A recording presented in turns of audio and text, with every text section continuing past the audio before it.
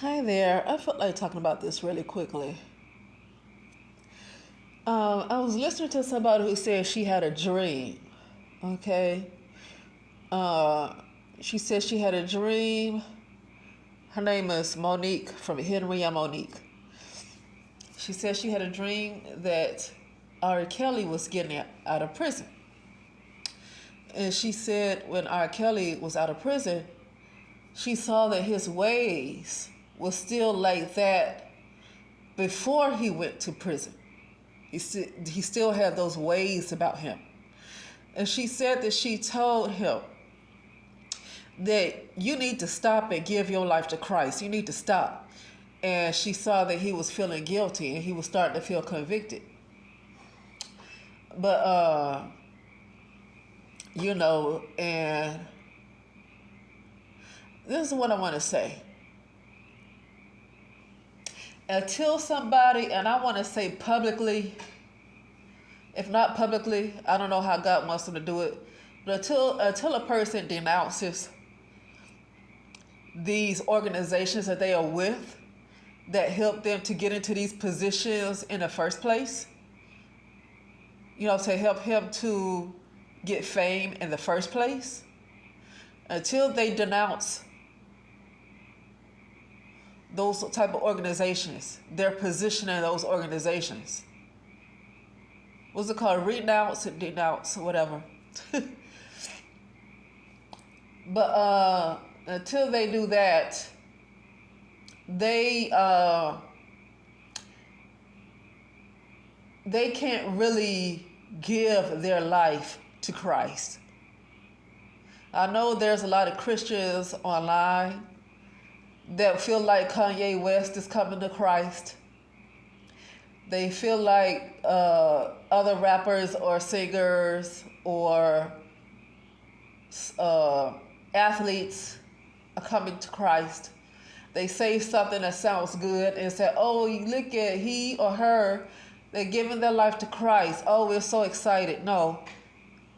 If they have not denounced, and I'm going to say it, Eastern Star, Freemason, or any other those type of organizations, if they have not denounced it, they have not completely given their life to Christ.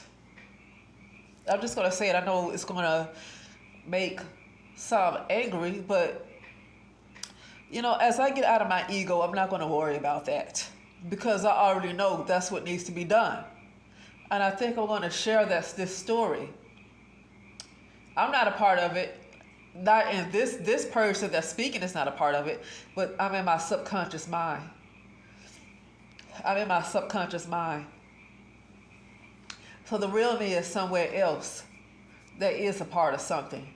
And when I came here and realized that stuff is going on up there that brought my conscious awareness down here, which is to hell, these are the things I need to take care of before I ground back in my body. This is a subconscious mind. This is not a real world. I'm literally inside of my own mind in a dream.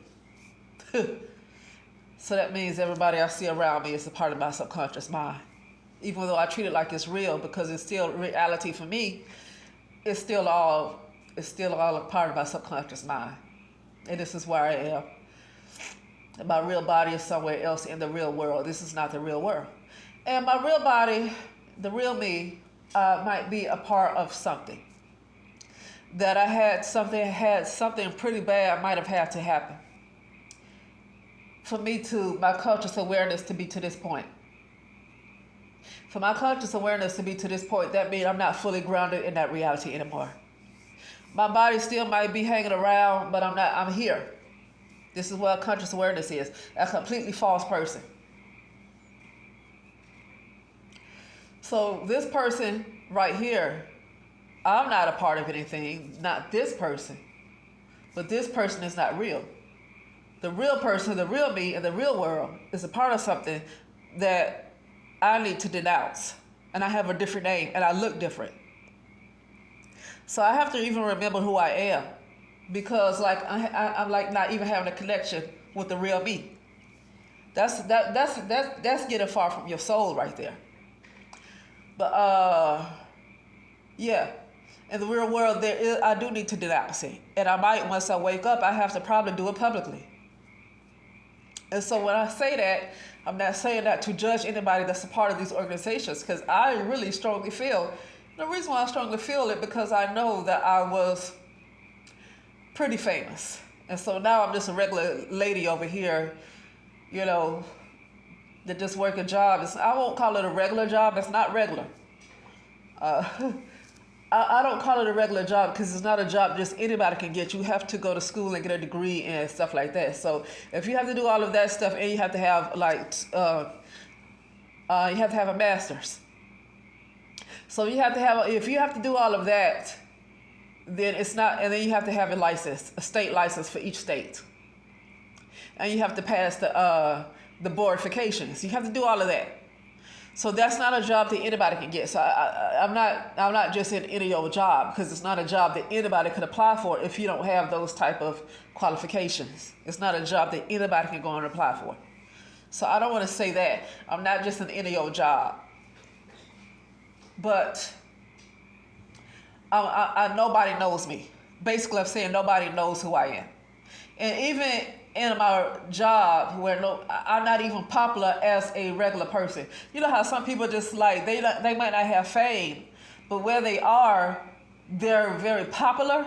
You know, like you see somebody at your job or wherever, you have somebody who's very popular. It's like, I'm not even that.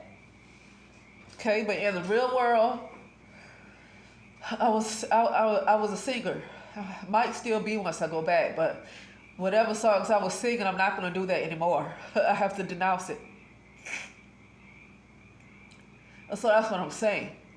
So when people get excited about, oh, look at so-and-so coming to Christ, if they are an entertainer and they have fame like that, like R. Kelly had fame, or like even for last year's example, Beyonce or whatever, and they might say one little thing, and you have these Christians that online on YouTube that might get excited saying, oh, look, they're giving their life to Christ. We're so excited. No. They cannot give their life to Christ until they denounce this right here. If they have not denounced what made them famous in the first place, then they cannot, they can't give their life to Christ. It don't work like that. You can't be stuck between two opinions. You can't serve two masters. You can't do it. You can't do it. So basically, so what I'm saying is when to get back to R. Kelly, when this lady had this dream about him and saw that he hadn't even changed, like he hadn't even learned anything from being in prison all that time. Why? I want to say this.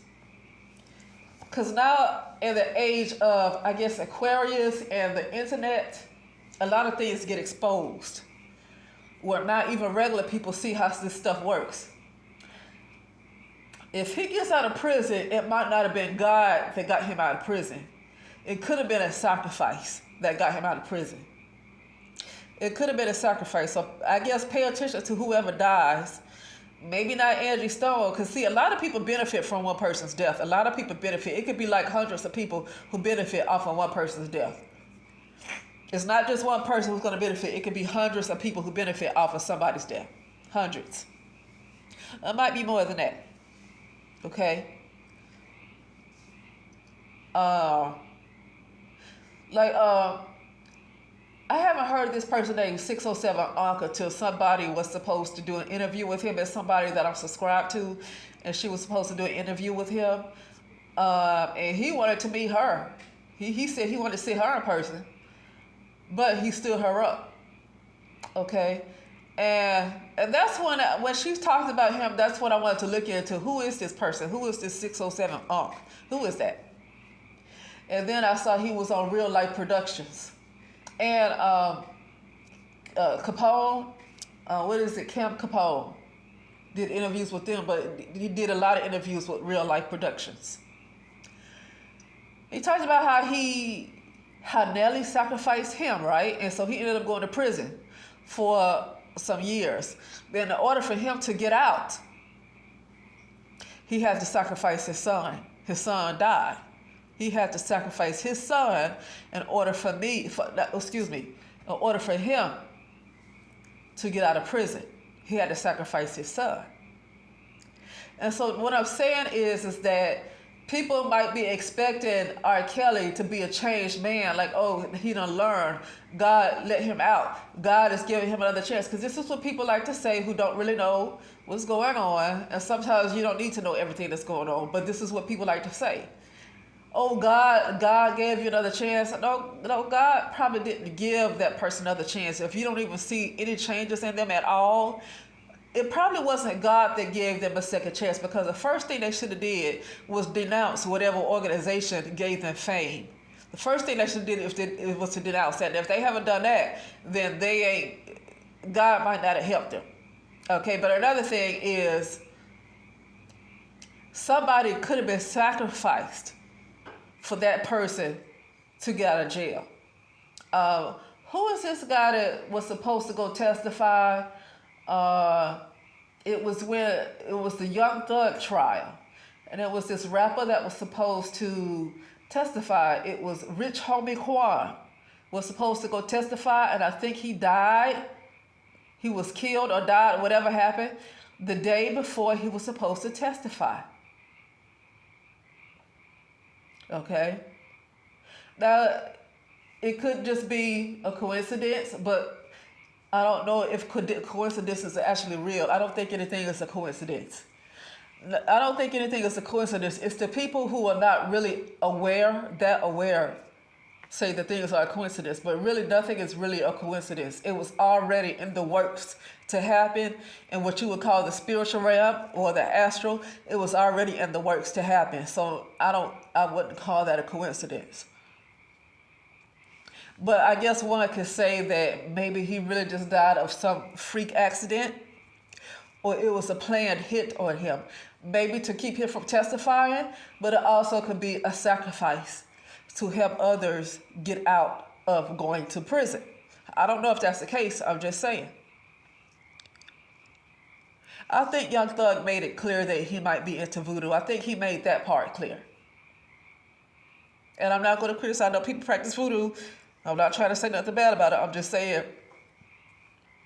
that just because somebody get out of prison, for example, of R. Kelly, and you see he didn't change, and this young lady said, you should give your life to Christ. You need to give your life to Christ. You got out of jail, you got out of prison, and you go back to doing this, and she wanted to correct him and, reprimand him and say, you need to give your life to the Lord. But the Lord probably didn't get to him, that God probably did not get him out of prison. It could have been him sacrificing somebody that got him out of prison. Okay? But anyway, that's it, and I will talk to you later.